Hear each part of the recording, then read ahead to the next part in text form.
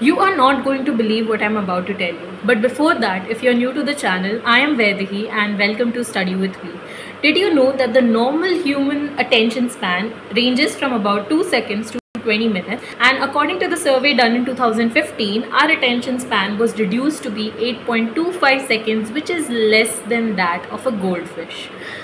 And this was a survey conducted in 2015, which was a 25% decrease from what it was in 2000, which is around 12 seconds. So you can do the math of where we stand in 2024.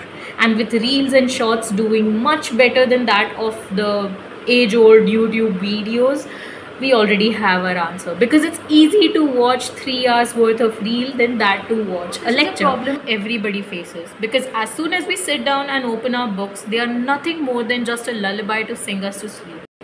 So how do we come out of this trap? Do we just sit and wait for that moment of inspiration to come and hit us in the head so that we can actually start working and be productive? Well, not exactly. There are various different ways and methods for us to stimulate our brain into going into the work mode. Let us look at this graph and understand. For a normal person, as soon as they start working, over time, it is more likely that their attention span decreases or their affinity to be able to work also reduces. We already know that the traditional methods of learning included sitting in one place for hours on stretch trying to study and cram up material. But we now know that that is not what's really useful unless it's exam time and you have a paper due tomorrow. But for those people who are big on trying to be consistent, especially someone like me, because I'm not consistent, I try to be. But for that to happen, I need to have a technique that helps me to sit in one place and study, but at the same time be just as effective during the entire period in which I am trying to study. And there's one age-old method that everybody almost knows, and if you don't, then I'm here for that. It's the Pomodoro technique. So basically, Pomodoro technique involves you to sit in one place and study for a specific slot of time, which is approximately about 25 minutes, but it can range up to 30 minutes and 35 according to your attention span, which you figure out eventually as and when you're using the method. And after finishing those 25 minutes, it includes 5 minutes of break time.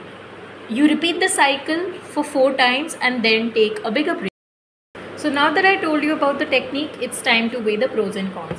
Now, the pros of the method include getting to be more efficient, because when you allocate a specific time slot for a specific task, you tend to be a little faster on doing that, which increases productivity. But the con of this particular method is that it requires a whole new level of self-discipline. After using it for approximately a year now, I can still say that I am not pretty perfect with it, because there are many times when my 5-minute breaks turn into an hour of me scrolling aimlessly on my phone. But that's what this is about. The moment you realize, you come back to it and start again. It's all about doing it again and again and eventually getting better at it. So I hope this was helpful to you. And if you knew about the method, let me know how it works for you. And also please let me know how do you manage to keep the breaks limited to only 5 minutes and not get distracted, because that is someplace even I am working on. And hope you guys have a really great day. Bye.